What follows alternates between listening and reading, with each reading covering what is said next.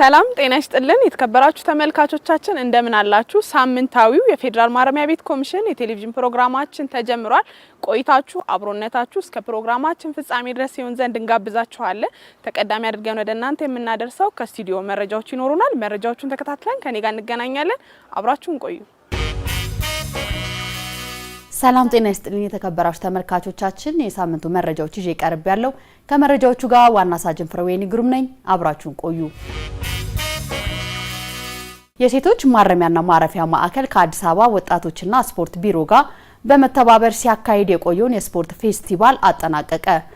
በስፖርት ውድድሩ ማጠቃለያ ላይ የተገኙት የፌዴራል ማረሚያ ቤት ኮሚሽን ኮሚሽነር ጄኔራል ዩኑስ ሙሉ ውድድሩ ታራሚዎች በማረሚያ ቤት ቆይታቸው የአካልና የአእምሮ ብቃታቸውን እንዲያሳድጉና በመካከላቸው ያለውን አንድነትና ህተማማችነት ለማጠናከር ትልቅ ሚና እንዳለው አስታውሰዋል።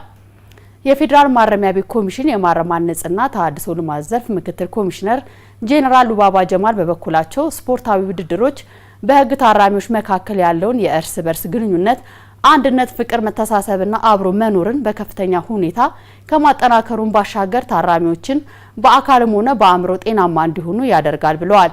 የሴቶች ማረሚያና ማረፊያ ማዕከል ዳይሬክተር ኮማንደር አይናለም ሳህሉ እንደተናገሩት ኮሚሽኑ ለሴት ታራሚዎች ሁለንተናዊ ድጋፍና የእኩልነት እድል ለመስጠት የሚያደርገውን የስራ እንቅስቃሴ አጠናክሮ እንደሚቀጥል አረጋግጠዋል።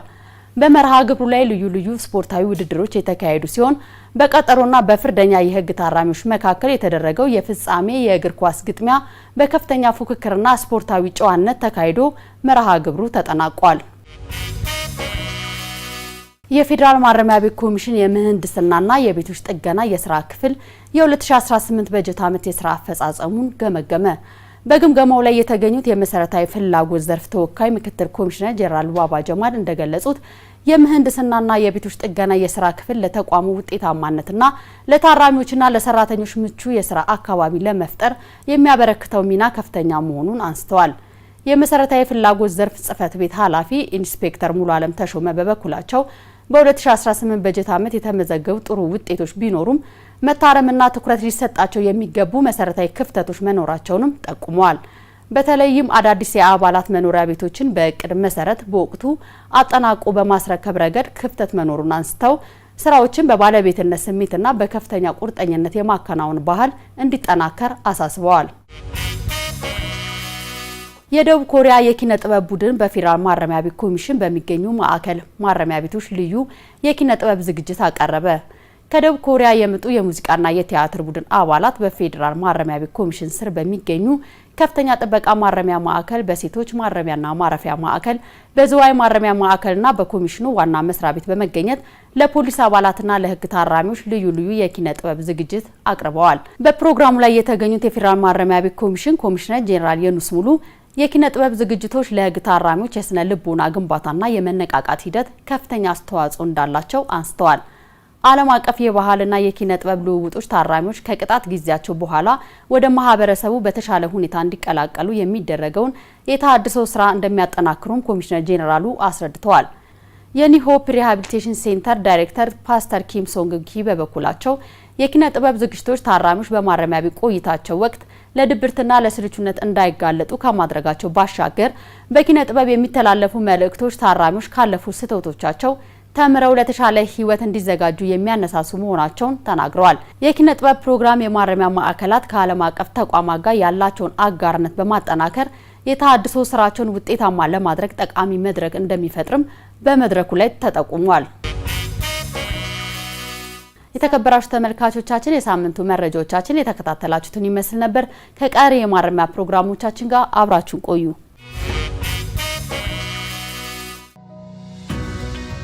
ማስታወቂያ የፌዴራል ማረሚያ ቤት ኮሚሽን በስሩ በሚገኙ ሁሉም ማረሚያ ማዕከላት ለሚገኙ የህግ ታራሚዎች የቀለም ትምህርትና የሙያ ስልጠና ለመስጠት ዝግጅቱን አጠናቋል። በዚህ መሰረት ተግባር ተኮር የጎልማሶች ትምህርት ከአንደኛ እስከ 12ኛ ክፍል አጠቃላይ ትምህርት፣ ከደረጃ 1 እስከ 5 አጫጭርና መደበኛ የቴክኒክና ሙያ ስልጠናዎች፣ የ12ኛ ክፍል አጠናቀው የዩኒቨርሲቲ መግቢያ ውጤት ላመጡ ስፖንሰር በማፈላለግና በራሳቸው በርቀት የከፍተኛ ትምህርት እድል ተጠቃሚ እንዲሆኑ ይደረጋል። የተማሩና የሰለጠኑ ታራሚዎች በማረሚያ ቤት ቆይታቸው በመምህርነት በአሰልጣኝነትና በልዩ ልዩ የስራ መደቦች ላይ እንዲሰሩ ይደረጋል። የተማሩና የሰለጠኑ ታራሚዎች በሰለጠኑበት የሙያ መስክ በማረሚያ ቤቱ ውስጥ በመምህርነት በአሰልጣኝነትና በልዩ ልዩ የስራ መደቦች ላይ ተመድበው እንዲሰሩ ሁኔታዎች ይመቻቻል። ስለሆነም የህግ ታራሚ ቤተሰቦች፣ የቅርብ ዘመዶችና ወዳጆች ታራሚዎች የነጻ ትምህርቱና የስልጠናው ተጠቃሚ እንዲሆኑ ትክክለኛ የትምህርት ማስረጃቸውን ታራሚዎቹ በሚገኙበት ማዕከል ወይም በኮሚሽኑ ዋና መስሪያ ቤት እንድታቀርቡ ጥሪያችንን እናስተላልፋለን። የፌዴራል ማረሚያ ቤት ኮሚሽን።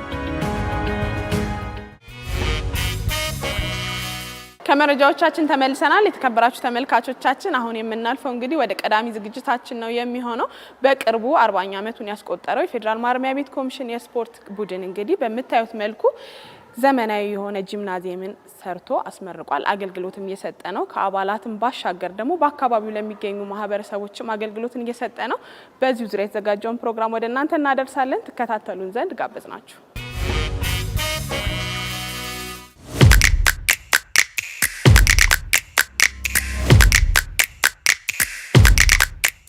ሜዳ ላይ ነበር የምንሰራው እንጂ ጂምናዚየም ውስጥ ገብተን አናውቅም ነበር። ዘመናዊ አልነበረም። ቦታዎች አይመቹም። አትሌቶች ለማሰልጠን አይመችም። አሁን ሌላ ቦታ ጊዜ ገደብ አለው። ከዚህ እስከዚህ ሰዓት በ300 ብር ምናምን ይላሉ። እዚህ ግን የጊዜ ገደብ የለው። አሁን ሌላ ጂም ቤት ስንሄድ ብዙ እቃዎች የሉ፣ አንዳንድ እቃዎች የጎደሉ ናቸው። እዚህ ግን የተሟላ ሙሉ እቃ አለ። ከወጪ አድኖናል። ለስፖርተኞቻችንም የፈለጉት ስራ በፈለጉት ሰዓት እንዲሰሩ አድርጓል።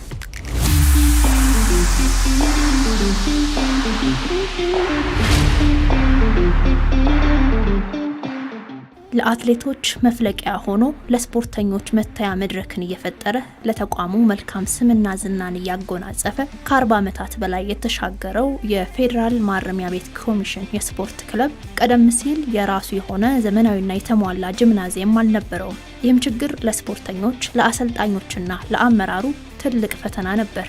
ይሄ ጂም ከመከፈቱ በፊት እኔ ሰፈር ላይ እየከፈልኩ ሰራ ነበረ 1800 ብር በወር የምንሰራው። ያው ጂም ቤት ራሱን የቻለ ሰዓት አለው፣ መከፈቻና መዘጊያ።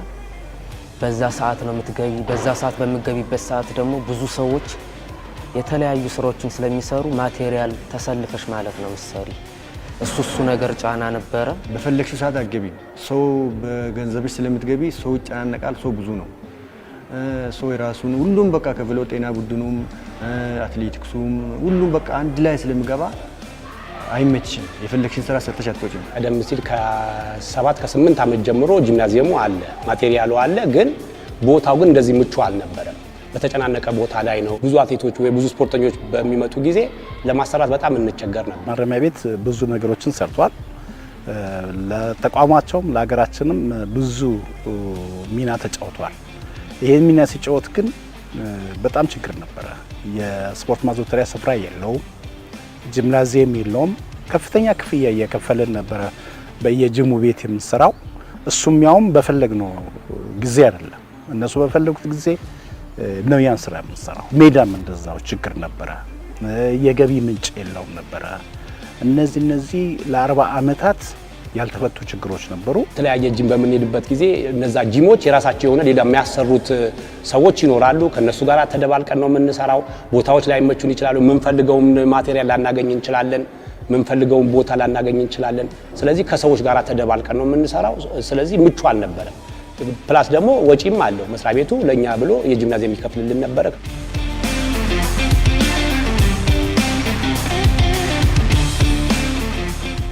ያ የፈተና ጊዜ አሁን ታሪክ ወደ መሆን ተቃርቧል። ኮሚሽኑ ባደረገው ከፍተኛ ጥረት ነባሩ የስፖርት ማዘውተሪያ ታድሶ ወደ ዘመናዊ ጂምናዚየም ተቀይሮ ለአገልግሎት ክፍት ሆኗል። የጂም ቤቱ መከፈትም የስፖርተኞችን ስነ ልቦና በእጅጉ የቀየረ፣ ተቋሙን ከወጪ የታደገና በስፖርቱ ዘርፍም ውጤታማ ለመሆን አበርክቶ የጎላ ስለመሆኑ ይነሳል።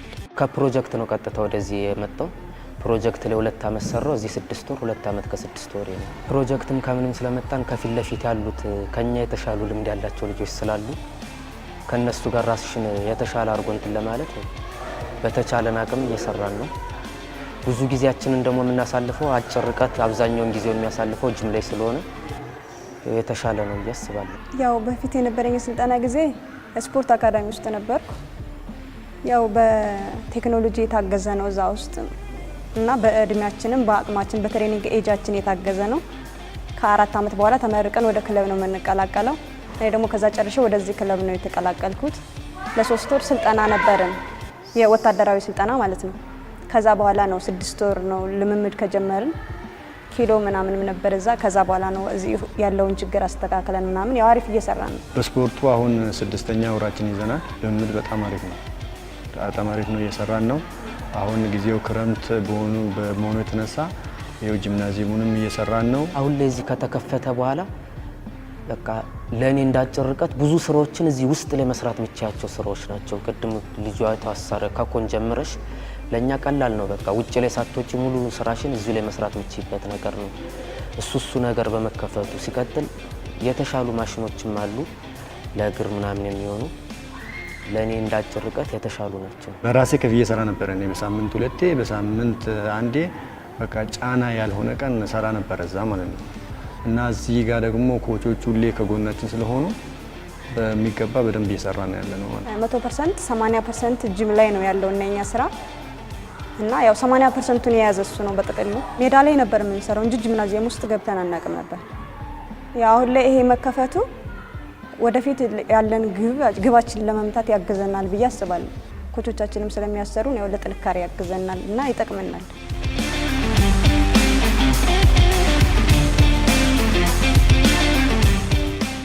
ጂም የማያስፈልገው ስፖርት የለም። ሁሉም ስፖርት ጂም ያስፈልገዋል። መጠኑ ይለያይ እንጂ ጂም ስፖርት የተባለ ስፖርተኛ ለተባለ ሁሉ አስፈላጊ ነው። የጥንካሬ ስራ የሚሰራው ጂም ውስጥ ነው በብዛት። የኢንዱራንስ ስራ የሚሰራው ጂም ውስጥ ነው በብዛት። ስለዚህ ያንን እውነታቸውን ነው። አሁን እኛ የምንከፍለው አለ በቂ አይደለም። ያ ምናልባት እኛ በሳምንት 2 ነው የምንከፍልላቸው። እነሱ ግን ያ በቂ ስላልሆነ ከራሳቸው ገንዘብ እያወጡ ከፍለው ይሰሩ ነበር። አሁን ያንን አንደኛ የሚያወጡትን ገንዘብ ቆጥቦላቸዋል፣ ሁለተኛ የሚፈልጉትን የጥንካሬ ስራና የኢንዱራንስ ስራ በፈለጋቸው ሰዓት ገብተው ስለሚሰሩ ለነሱ ትልቅ ደስታ ነው። እንደውም ብዙ ስፖርተኞች አሁን ማረሚያ መቅጠር ይፈልጋል። በፊት የሚነሳለን ጥያቄ ጂም የላችሁም ነበረ። አሁን ይሄ ጥያቄ ስለተፈታ ብዙ ስፖርተኞች በዚህ ጂም ምክንያትም የምናገኝበት ሚንስ ነው የሚፈጠረው እና ጥሩ አስተዋጽኦ እያደረገ ነው ለስፖርተኛው። ፊት የነበረው ጂምናዚየም ኖርማል አስፓልት ነበር፣ ነበር በሲሚንቶ ነበር የምንሰራው። አሁን ግን ይኸው የተደረገው ነገር እያያችሁ ነው። ፕላስ ደግሞ አሁን እኛ ቤት ደግሞ የተለያየ ስፖርት ነው የሚያካሂደው። አትሌቲክስ ብቻ አይደለም፣ ሃንድ ቦል አለው፣ መረብ ኳስ አለው፣ ቦክስ አለው። የቦክስ ሪንግ ይኸው እያያችሁ ነው። የቦክስ ሪንግ ተሰርቶልናል እዚሁ። ሶ ይሄ ምቹ ነው። አንዱ እዛ አይደለም ሪንግ ልናነጥፍ ይቅርና ወይ ደግሞ ይሄን ልናደርግ ይቅርና ቦታው በራሱ ስፔሱ በቃ እንትን አልነበረም፣ ምቹ አልነበረም። ጂምናዚየም ሲባል ሴፍቲ መሆን አለበት ቦታው ለማንኛውም ለውጭውም ሰው ለስፖርተኛውም ለሚሰራው ሴፍቲ መሆን አለበት። እሱን ለማሟላት ውስጡ በጣም ብዙ ጊዜ የቆየ ስለነበረ ውስጡን አድሰን ነው ቀለሞች የሚቀቡ መሬቱ ላይ የተቆፈሩ ነገሮችን አሰርተን ከዛም በኋላ ተመጣጣኝ የሆነ ምንጣፍ ሴፍቲ የሚሰጥ ምንጣፍ ገዝተን አንጥፈን እና እነኚህ ማቴሪያሎችን ደግሞ ከውጭ አምጥተን አስገብተን ነው። ሌላ ዝም ብለው ተቀምጠው ነበር እነኛ ያለ ስራ እየተቀመጡ ነበሩ በቦታ ጦት ምክንያት ማለት ነው። እነሱን አምጥተን አስገብተን እነኚህ ግብዓቶችን ነው እዛ ላይ ያሟላ ነው ማለት ነው።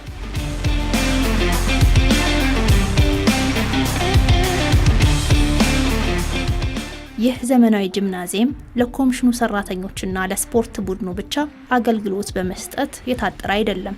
ይልቁንም የአካባቢው ማህበረሰብም ራሳቸውን በአካልና በጤና እንዲገነቡ ትልቅ በር ከፍቷል።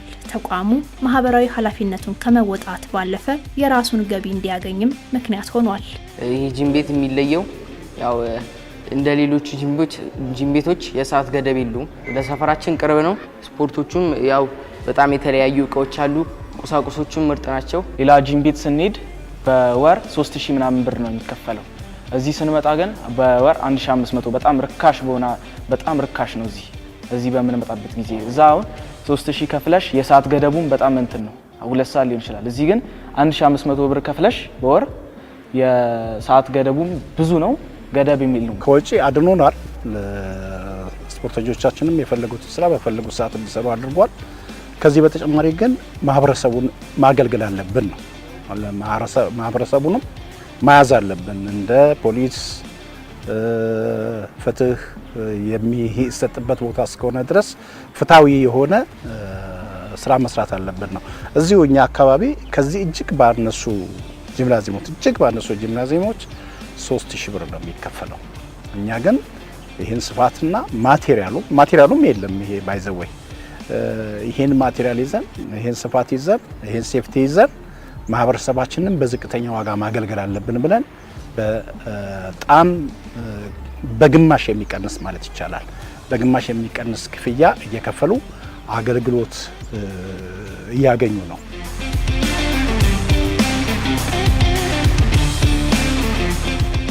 ጂምናዚየሙ ለስፖርተኞችና ለአካባቢው ማህበረሰብ በተመቻቸው ሰዓት እንዲሰሩና ከአሰልጣኞቻቸው ጋርም ተቀራርበው እንዲሰሩ ትልቅ እድል ፈጥሯል። መጀመሪያ ከነበረው የመጀመሪያው ዘመናዊ ያስባለው የቦታዎች ምቹ መሆን። አንዱ ቦታ ለአትሌት በተለይ ለስፖርተኛ በጣም ምቹ የሚያደርገው ቦታዎች ናቸው፣ ስፔስ ናቸው። ስፔስ ከሌለ መስራት አይቻልም። ለምሳሌ ብረት ዝም ብሎ ብረት ሰርቶ ጡንቻው አድጎ ምናምን እንዲኖር አይደለም እኛ የምንፈልገው። ያ የሰራው ስትሪንግ የሰራውን ስራ በሌላ ነገር ደግሞ እንደገና ማያያዝ መቻል አለበት። ሶ እዚህ ብረት ሰርቶ የሚበትንበት ወይ ደግሞ የሚሰራበት ከሌለ ራሱን የቻለ ሌላ ችግር ነው። ምናልባት መሮጫ ማሽን ሊኖር ይችላል። መሮጫ ማሽን ለዛ በሚፈለገው መንገድ ራስን ተቋቁሞ መሮጥና በማሽን መሮጥ በጣም የተለያዩ ነገሮች ናቸው። እዚህ ባይከፈት ኑሮ ከፍሎ ለመስራትም አንችልም። ያው የሚፈለገው ግብ ላይ አንደርስም ማለት ነው። ምክንያቱም ጥንካሬ ያስፈልግሻል፣ ብዙ ነገር ስትሬንግዝ፣ ብዙ ነገሮች ያስፈልጋሉ የሚፈልገው ውጤትን ለማምጣት። አሁን ሁሉም ነገር ተስተካክሏል። ጂም እንሰራለን። ጂም ደግሞ ዝም ብሎ ያለ አሰልጣኝ አይሰራም። አሰልጣኛችን ከጎናችን ስለሆነ ያው ለምንፈልገው ውጤት እንደርሳለን። ከቁሳቁስ አንፃር በጣም ምርጥ ነው እቃዎቹ። አሁን ሌላ ጂም ቤት ስንሄድ ብዙ እቃዎች የሉ፣ አንዳንድ እቃዎች የጎደሉ ናቸው። እዚህ ግን የተሟላ ሙሉ እቃ አለ። እዛ ትሬድሚል የምናየው እዚህ ሳይክል አለ፣ በሙላ የተሟሉ ናቸው። እዚህ የእግር ማሽንም አለ፣ ዳምቤሎችም የተሟሉ ነው። በቃ ሁሉም ነገር የተሟላ ነው። መበታተን አይኖርም። አሁን ከዚህ በፊት ጂም ስንሰራ በየግል ነው ምሰሪ፣ በሰፈርሽ ነው ምሰሪ። አንድ ላይ ተገናኝተን ከኮች ጋር የምንሰራበት እድል አይፈጠርም። ምናልባት ከኮች ጋር አሪፍ ኮሚኒኬት ያለው ሰው በስልክ ደውሎ ፕሮግራም ሊቀበል ይችላል። ከዛ ውጪ ግን ለየብቻ ተበታትነን ነው የምንሰራ። የሚመስለንን ስራ ነው። ይሄ ጂም በመከፈቱ ግን ሙሉ ስፖርተኛ አንድ ላይ ተሰባስበን በኮች የታገዘ ስራዎችን እንሰራለን። አንድ ስፖርተኛ አንድ ጊዜ ተከፍሎለት በወር ወይ 10 ጊዜ ነው ሊገባ የሚችለው፣ ወይ 8 ጊዜ ወይ 12 ጊዜ ነው ሊገባ የሚችለው። አሁን ግን የምንፈልገው ልጅ ስፔሲፊክ አድርገን ለምሳሌ የጥንካሬ ስራ ችግር ያለባቸውን አትሌቶች በፈለግን ሰዓት ይዘን መተን እዚህ በራሳችን ቦታ ማሰራትና ያን ልጅ ብቁ ማድረግ እንችላለን። እዚህ በነፃ ነው አሰልጣኝ የተገኘው። አሰልጣኞቹ በጣም ጎበዝ ናቸው። አይሙቅም ክፍሉ፣ ትንፋሽን በደንብ ታገኛለሽ። ንጹህ ነው ክፍሉ፣ ቀዝቃዛም አየር ነው፣ መስኮትም አለው በደንብ ሰፊ ስለሆነ የፈልግሽበት መስራት ትችላለሽ። አሁን የኛ ብዙ ስፖርተኞች ስላሉ ሌሎቹን ቡድኖች መጥተው ቢሰሩ አንድ ላይ መስራት እንችላለን። በቂያችን ነው ማለት ነው። በፊት ግን ለምሳሌ በጠዋት ቦክሰኛ መጥቶ ከሆነ እኛም እዛ ከተገናኘን እሱ ይሰራል፣ እኛ ውጪ እንጠብቃለን ማለት ነው። ይሄ ራሱ ሌላ ጊዜን እንትን ማለት ነው፣ መግደል ነው። ስለዚህ አሁን ግን ሁሉም ስፖርተኞች ቢመጡ የሚሰሩበት ስፔስ ስላለ ምቹ ነው።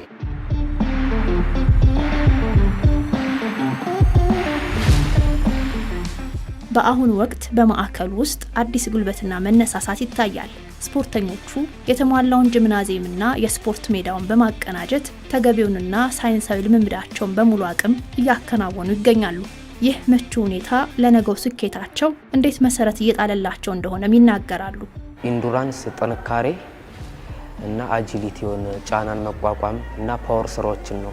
እነዚህን ስራዎች ሜዳም እዚሁ ቅርብ ስላለ ስትራፖ ስሜት እንዳይኖር ከመበተን ጋር ጂም ላይ የሰራነውን ስራ ስትራፖ ስሜት እንዳይኖር ሜዳ ወጣን አላቀን ተመልሰን ገብተን ቀጣይ ስራ እንሰራለን። የጡንቻ ስራና ለጡንቻ ጥንካሬ እና የመሰናከል ቴክኒክ ነው ስንሰራ የነበረው። 3000 መሰናከል ስለሆንኩ ያው ቴክኒኮችን መስራት ስላለብኝ እሱን ነው ልምምድ ሳደርግ የነበረው። ክረምት ስለሆነ ሰርኪዩት ነገር ጂምናስቲክ የጥንካሬ ስራ በቃ የጥንካሬ ስራ ተመለከተ።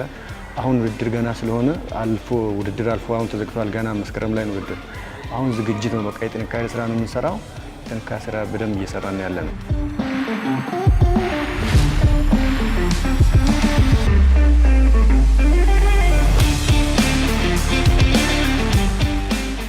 አሁን ከሚገርምሽ ነገር ይሄ ሜዳም ለማህበረሰቡ በቅናሽ ዋጋ ሜዳ ክፍያ ለአንድ ጨዋታ እኛ ስፔሲፊክ አናደርግም። ታይሙ ነው በቃ እነሱ የፈለጉትን ሰዓት ይጫወታሉ።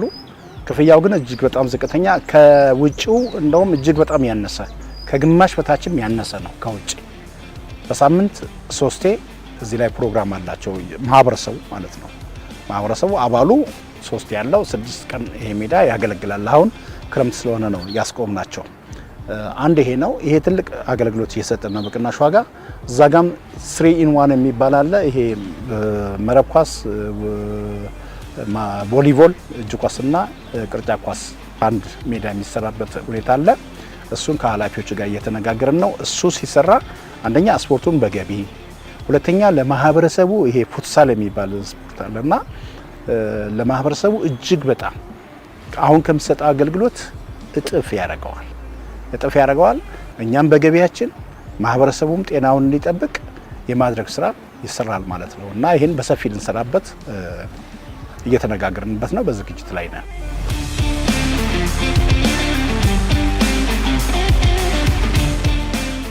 ይህ የተጀመረው ስራ ትልቅ ስኬት ቢሆንም በቀጣይ የሚቀሩ ግብአቶችን ለማሟላትና ማዕከሉን ይበልጥ ለማዘመን የሁሉንም አካላት ርብርብ ይጠይቃል። ከዚህ የተሻለ ለማድረግ ሙከራ እያደረግን ነው። የሚመለከታቸውን አካሎች ረድተውን የተሻሉ ማቴሪያሎችን ገዝተን ሌሎችም ውጪ ያሉ ማህበረሰብንም ጠቅመን እኛም ተጠቅመን የተሻሉ ስፖርተኞች ለማውጣት እንጥራለን። አሁንም እጅግ በጣም ከፍተኛ ግብአቶች ያስፈልገዋል። እነኛ ግብአቶች ማኔጅመንቱ ወስኖልኛል። አሁን በቅርብ በዚህ አመት በጀት የጎደሉ ነገሮች በሙሉ በጥናት ነው፣ ዝም ብለን ሳይሆን ምንድነው የሚያስፈልገው ይሄ ጂምናዚየም በእነዚህ ካሉት ላይ ምንድነው ተጨማሪ የሚያስፈልገው የሚለውን በጥናት አስጠንተን የሚያስፈልጉ ማቴሪያሎችን አቅርቤ እነኛ ማቴሪያሎች እንዲገዙ ተወስኗል። በዚህ አመት እነኛ ሲገዙ ይሄ ጂምናዚየም ምንም ስታንዳርዱን የጠበቀ ጂም ይሆናል ማለት ነው።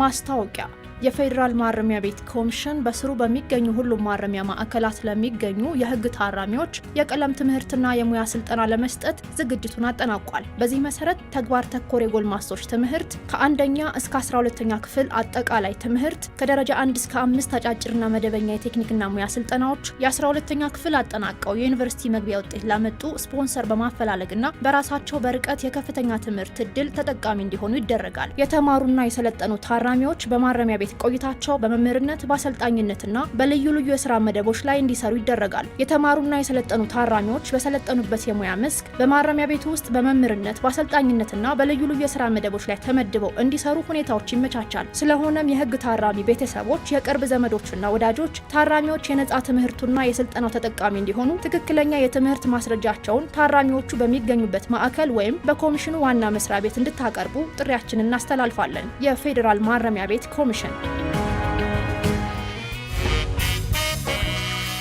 ማረሚያ ቤት ውስጥ ህይወት አለ። ማረሚያ ቤት ውስጥ ታሪክ አለ። የህግ ታራሚዎች የግል ታሪካቸውን የእርምት ጊዜ ቆይታቸውን ያጋሩናል። ለዛሬም ከአንድ የህግ ታራሚ ጋር ቆይታ አድርገናል። ተከታትለን እንመለስ። ማስታወቂያ የፌዴራል ማረሚያ ቤት ኮሚሽን በስሩ በሚገኙ ሁሉም ማረሚያ ማዕከላት ለሚገኙ የህግ ታራሚዎች የቀለም ትምህርትና የሙያ ስልጠና ለመስጠት ዝግጅቱን አጠናቋል። በዚህ መሰረት ተግባር ተኮር የጎልማሶች ትምህርት ከ1ኛ እስከ 12ኛ ክፍል አጠቃላይ ትምህርት፣ ከደረጃ 1 እስከ 5 አጫጭርና መደበኛ የቴክኒክና ሙያ ስልጠናዎች፣ የ12ኛ ክፍል አጠናቀው የዩኒቨርሲቲ መግቢያ ውጤት ላመጡ ስፖንሰር በማፈላለግና በራሳቸው በርቀት የከፍተኛ ትምህርት እድል ተጠቃሚ እንዲሆኑ ይደረጋል። የተማሩና የሰለጠኑ ታራሚዎች በማረሚያ ቤት ቆይታቸው በመምህርነት በአሰልጣኝነትና በልዩ ልዩ የስራ መደቦች ላይ እንዲሰሩ ይደረጋል። የተማሩና የሰለጠኑ ታራሚዎች በሰለጠኑበት የሙያ መስክ በማረሚያ ቤቱ ውስጥ በመምህርነት በአሰልጣኝነትና በልዩ ልዩ የስራ መደቦች ላይ ተመድበው እንዲሰሩ ሁኔታዎች ይመቻቻል። ስለሆነም የህግ ታራሚ ቤተሰቦች፣ የቅርብ ዘመዶችና ወዳጆች ታራሚዎች የነጻ ትምህርቱና የስልጠናው ተጠቃሚ እንዲሆኑ ትክክለኛ የትምህርት ማስረጃቸውን ታራሚዎቹ በሚገኙበት ማዕከል ወይም በኮሚሽኑ ዋና መስሪያ ቤት እንድታቀርቡ ጥሪያችንን እናስተላልፋለን። የፌዴራል ማረሚያ ቤት ኮሚሽን። ማረሚያ ቤት ውስጥ ህይወት አለ። ማረሚያ ቤት ውስጥ ታሪክ አለ። የህግ ታራሚዎች የግል ታሪካቸውን የእርምት ጊዜ ቆይታቸውን ያጋሩናል። ለዛሬም ከአንድ የህግ ታራሚ ጋር ቆይታ አድርገናል። ተከታትለን እንመለስ።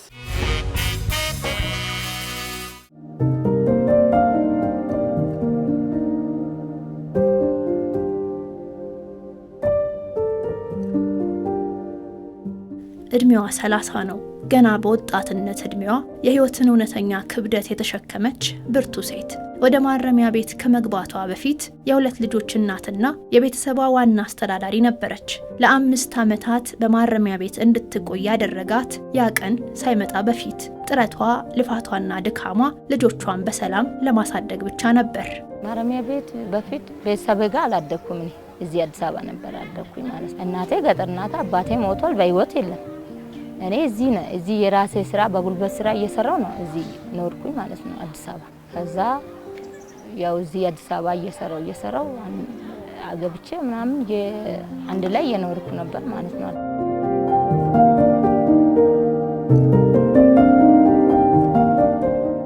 ህይወት ሁሉ ጊዜ እንደታቀደችው አትሄድም። በአንድ አጋጣሚ የፈጸመችው ስህተት የህይወቷን አቅጣጫ ቀየረው። ወንጀል በመስራቷ ቀኖቿን ሁሉ ለልጆቿ ትሰጥ የነበረችውን እናት ከልጆቿና ከምትወዳቸው ቤተሰቦቿ እንድትለያይ ያደረጋት። የእናትነት ፍቅሯን የምትወጣበት ማታ ማታ እቅፍ አድርጋ የምታስተኛቸው ልጆቿ ድንገት ናፍቆት ሆኑባት። ማረሚያ ቤት መግባቴ ብዙ እድል ነው ያጣሁት። አሁን ውጪ ቢሆንም ብዙ ነገር አገኛለሁ። እስኪያውን ድረስ የራሴ የት እንደምደርስ ነው የማውቀው። እስኪያውን ድረስ ውጪ ሰርቼ የራሴ መለወጥ ሰዓት እዚህ መጥቼ ማረሚያ ቤት ገባሁት። ውጪ ቢሆን ልጆቼ ጋር ነው የምትኖሪው። አሁን ልጆቼ በወር አንዴ ነው በወር ወይ 3 4 5 ወር አንዴ ነው ማገኘው። ልጆቼን ቶሎ ማገኛት አከፍቶኛል። ቤተሰቦቼን አቅም ደካማ ቢሆንም ሄጄ አላየሁም። እስካሁን ድረስ ቤተሰቦቼ የት እንደሆነ ማለት እና መጥቶ የሚጠይቀኝ ሰው የለም።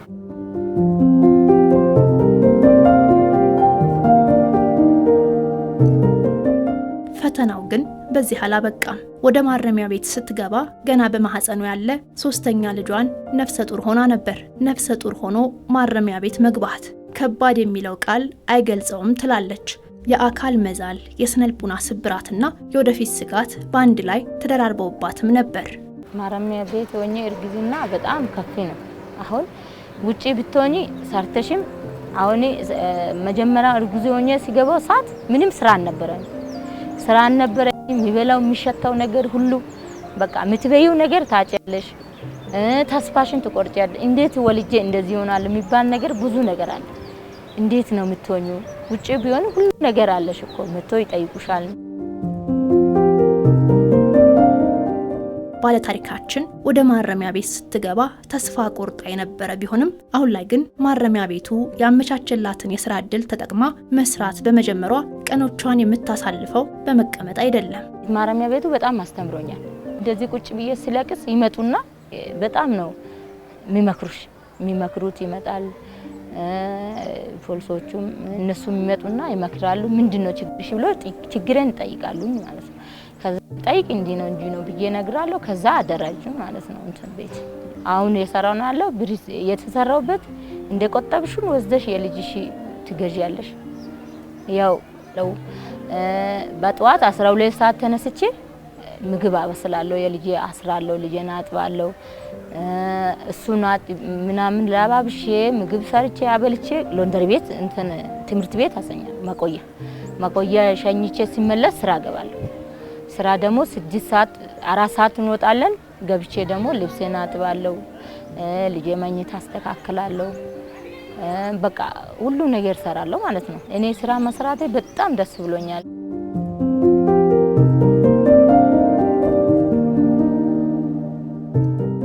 በማረሚያ ቤቱ ልብስ በማጠብ ስራ ላይ ተሰማርታ እየሰራች የምትገኘው ባለታሪካችን ከማረሚያ ቤት ስትወጣ እዚህ በለመደች ሙያ በሰፊው ሰርታ ራሷንና 3 ልጆቿን የመቀየር ትልቅ ህልም አላት።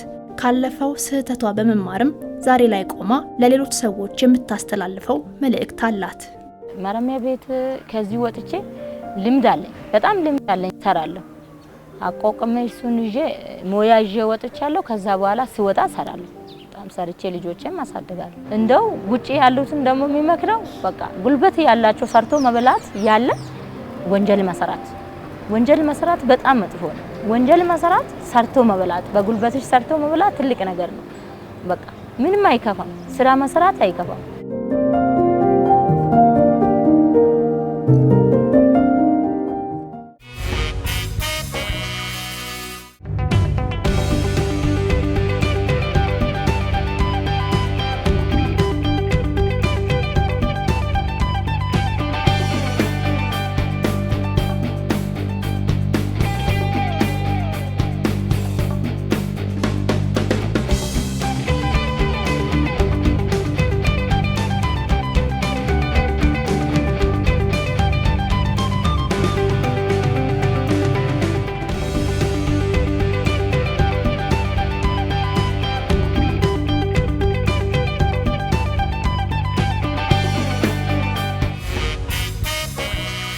ወንጀል ማህበራዊ ክስተት ነው። ነገር ግን በተሰማራንበት የሙያ ዘርፍ ላይ በየእንቅስቃሴያችን ላይ ራሳችንን ከወንጀል አርቀን ለሀገራችን አምራችና ብቁ ዜጋ ሆነን እንገኝ የዕለቱ መልእክታችን ነው። የተከታተላችሁትን ይመስሉ ነበረ። ፕሮግራሞቻችን ለዛሬ አብቅተናል። ቀጣይ ሳምንት እንዲሁ በሌሎች ዝግጅቶች ወደ እናንተ ምንደርስ ነው የሚሆነው። ለዛሬ እንሰነባበታለን። ፕሮግራሙን እየመራሁ አብሬያችሁ ቆይታ ያደረኩት ኮንስታብል ቅድስት ጸጌ ነበርኩኝ። የሳምንት ሰው ይበለን።